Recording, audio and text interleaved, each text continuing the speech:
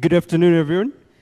I've been called upon to speak on a topic that's in a way emotive for me, talking about the evolution of the climate tech ecosystem and investment network in the continent. Now, this is sort of the best context setup for the panel that's actually to come after me.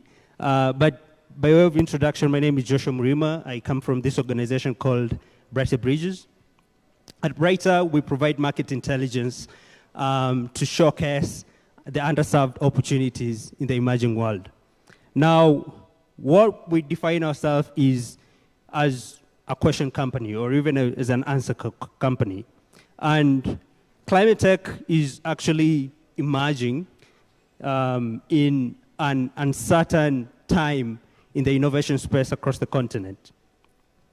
As most of you do know, there are reported hardships in fundraising across the innovation space.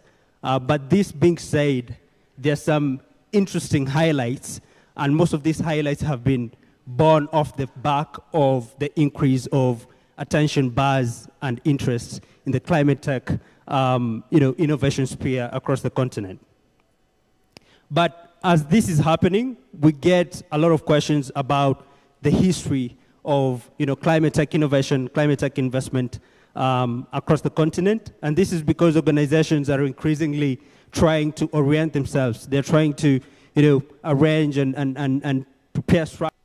And which begs the question really, is climate tech innovation, is climate tech investment, and is the network, is the ecosystem an emerging concept? Is it a new concept? Is it a brand new thing? Or has it really existed over time? And I think this really depends with your opinion, but much more broadly with your orientation or the school of thought you sort of subscribe to. Some people may say that, yeah, I mean, it's an emerging concept, it's new. Most of the players that are in the room are in a way new players, et cetera, et cetera.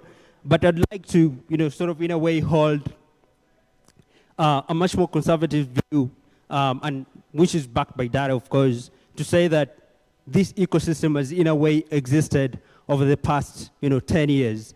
But of course, there have been notable shifts in different aspects of this ecosystem, right? That being said, how has climate tech really evolved from what it was to what it is right now? Climate tech has really been defined by its generosity to sort of accommodate different themes, right?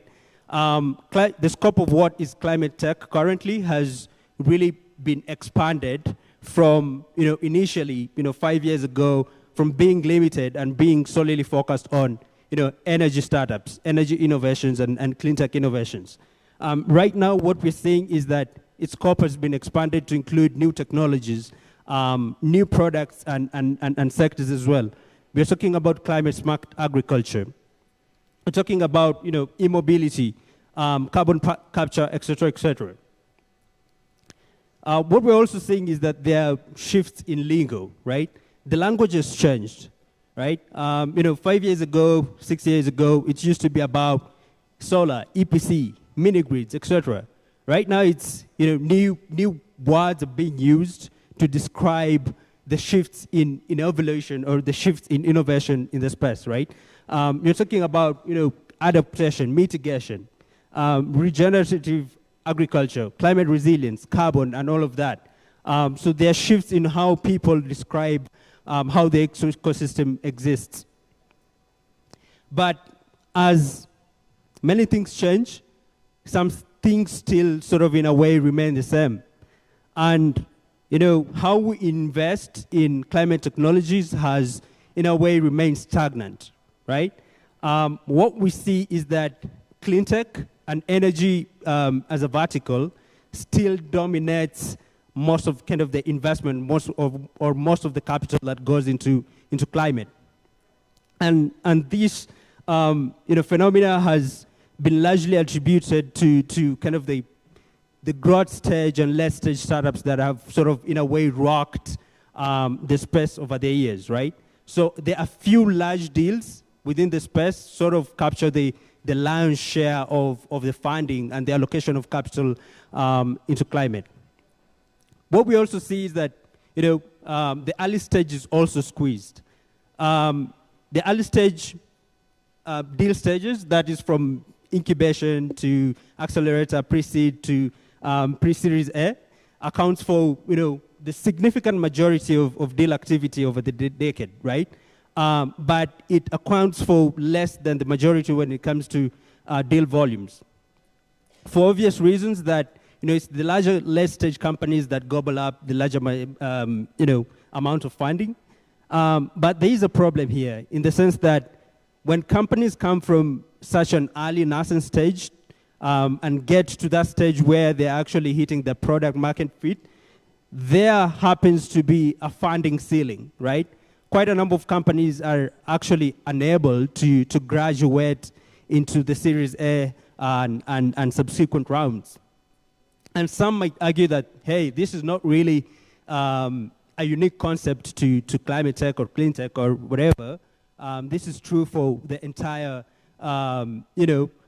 innovation space in its entirety. What we see is that there are limited resources that have been set up to invest into climate tech solutions at the earliest of stages, right?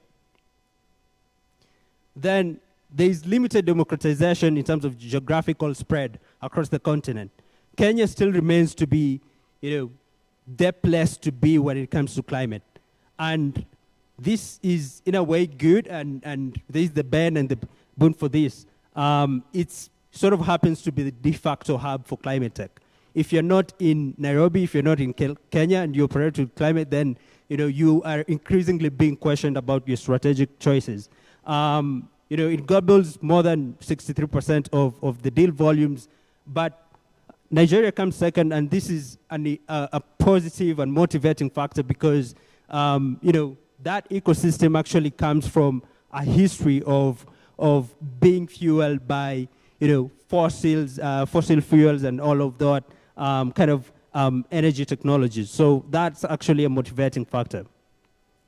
So what does this really mean? What are some of the key takeaways that we can take? I think if we are going to build better, if we want to sort of see a change, if we can actually take a crystal ball and see the future, say in 3 to 5 years, what are some of the things that we want to change in how we operate in this space, in how we invest in companies that operate in this space? And one of them is just, look at companies that are coming up from the earliest of stages, build more investment vehicles that, work for them, look at the needs, and actually support them better to reach that stage. So that's my time, and thank you so much for listening in.